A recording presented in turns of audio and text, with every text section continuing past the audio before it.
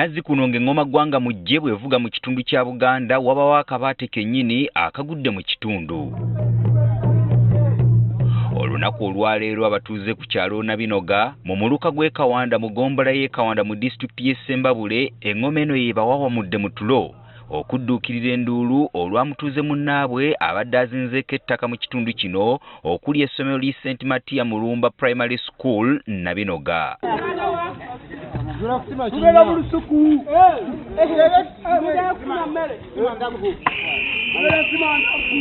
Essomero lino lya Ekereziya kyokka nga liyambibwako gavumenti.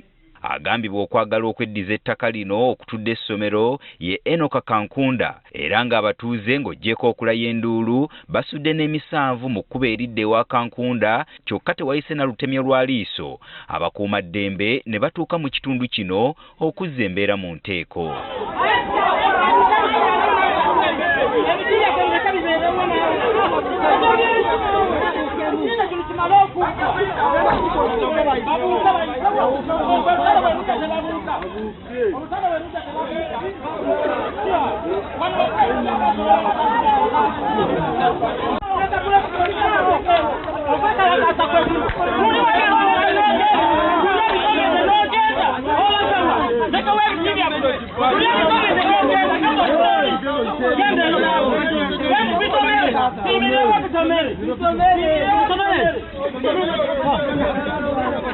Abatuuze bagamba nti ekibajja enviiri ku mutwe kwe kulaba nga Enoka Kankunda agamba nti Ekereziya n'essomero biri ku ttaka lye. Kati bazze nti ekyapa ekyabwe kya 85 kiraga nti ekyaffe ekipya tusaalimbira ku ttaka lyabwe.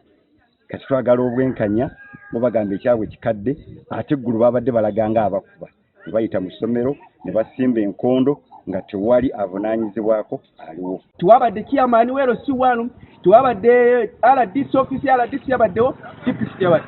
Mutokerezi eno yasookerako byanyi neva ku byayi negenda ku bitoogo nga njiraba neva ku bitoogo negenda ku mabaati ne mu kugitandaaza ffe twagitandaaza kati tusaawe eno tugimenye tuzimbe Ekereziya ekola ki.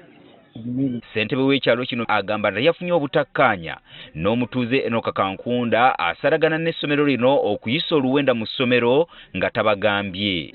Era nga essomero lino lifunyeewo ndowooza emyaka nga 5 plus naye tetulabangako nti oba we. Ekyokubiri bajja ne basaba ekyapa n'abateerako emikono nga neiba nga bagenda kufuna ekyapa. Olwekyo kyabagyeko enviiri ku mutwe olw'okujja n'ayisaamu oluwenda n'asimbamu enkondo ebizimbe by'essomero biri ku ttaka lye. Ate ye Bills Mondo okuva mu ofiisi y'omubaka wa Paalamenti ow'Amawogola North Shatis Mushelule yeebazizza nnyo abatuuze olw'obutatwalira mateeka mu ngalo kyokka n'anakuwalira aba RDC obutafaayo kugonjoola nsonga eno ng'ekizimba tekinnaba kusamba ddagala. Naye kinewunyisizza ofiisi ya RDC erina aba RDC basatu. Yasooka ne kuddako deputy assistant RDC okutuuka essaawa 6 nga tewali n'omu yatuuse wano. It is not good. At least someone should have come here. DPC w'e Ssembabule Matthew Omanyi agamba nti ensonga zino yazifunako ennaku ntono emabega kyokka n'ategeeza nti yali talina buyinza buzigonjoola. This letter I received, I think, 1 or 2 weeks ago.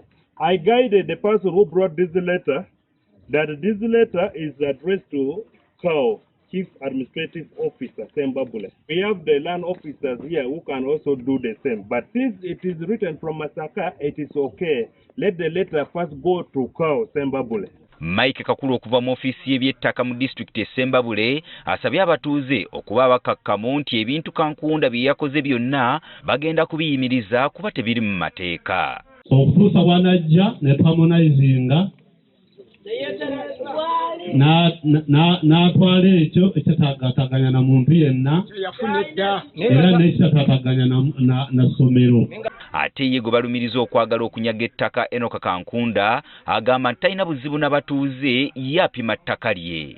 Kati nali njawo jjo ngenda okulaba n'endaba njawukana n'essomero naye nali mmanyi nti biyita ku ssomero kati mba ndi awo ndaba ejjinja mu ttaka umurebe w'isomero kyenva mbabuuza ate ettaka ejjinja lino lyabadde lyavuddewo ne mbuuza abasomesa ne baŋŋamba saafugga ettaka ne mbabuuza nti ettaka libeera ku ttaka.